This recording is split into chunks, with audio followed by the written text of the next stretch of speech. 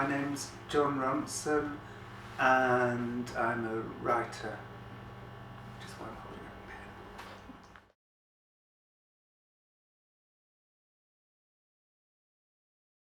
Well, I used to write a column in The Guardian about my domestic life, and because I tend not to write too much about my life. I mean, the stuff I do that I like the most, and I think most people like the most, is stuff that actually really isn't that much about my life.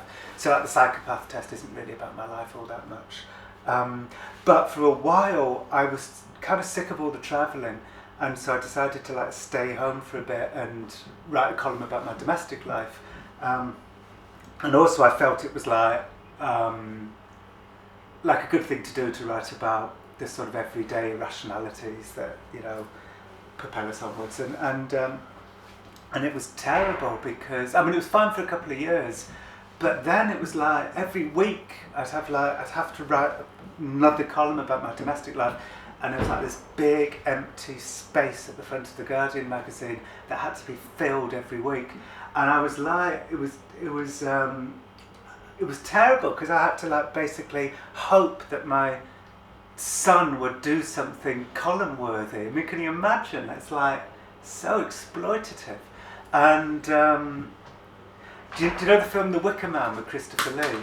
I was like Christopher Lee in The Wicker Man, throwing, you know, everything on the fire to keep the crops growing, you know, to keep the column running.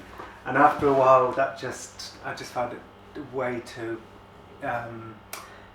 disturbing and guilt-inducing and exhausting, and so I quit the column.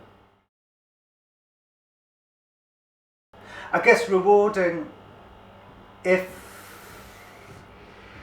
something really terrible happens, like the worst fight ever with your wife, and then you can turn that into a funny column, then you're taking the horror out of it. So I guess that's a good thing. I was studying journalism, media studies, and I mean, the truth was I wasn't going to any of the lectures. I was really using my time in London to my time at college to kind of let loose after a bad childhood. I was letting loose instead of going to college, and so if I was going to. Also, I didn't think that a degree would really help. You know, either you make it as a writer or you don't. And then I was offered the chance of playing the keyboards in the Frank Sidebottom Oh Blimey Big Band. So how could anyone turn that down? So I just moved straight to Manchester and never regretted it. I could have gone back after a year, actually. They gave me a year. They said, you know, you can come back if you want. And I never did. And actually I was earning money. I was, as well as being the keyboard player in the Frank Sidebottom band, I was writing columns for magazines. I was writing reviews for smash hits and stuff when I was 18 years old. So I did kind of think to myself quite arrogantly, if I'm already making money as a journalist, why do I need to graduate a journalism course? So I think that's another reason. Computer, I don't understand pen and paper writers at all. They, because for me, writing is all about going over it and over it and over it and over it 100 times. You know, I'll go over the same sentence 100 times. So how can you do that if you're pen and paper? I don't get that at all. No, for me, cut and paste and, delete and, everything a computer does is exactly what helps me to write.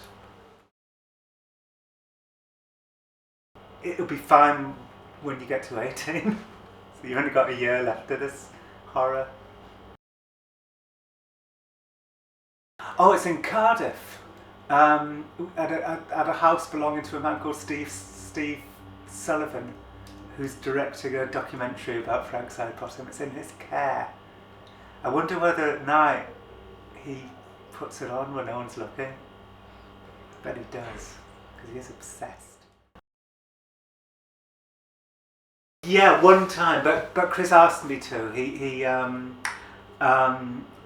had this idea for a joke where we'd finish a gig and we'd go off, and I'd come on from that stage right, wearing his head to wave, and then go off, and then immediately he'd come on from the other stage, so it would like freak people out. So one time I got to wear the head, but I actually remember what it was like in there. I think it was hard to see.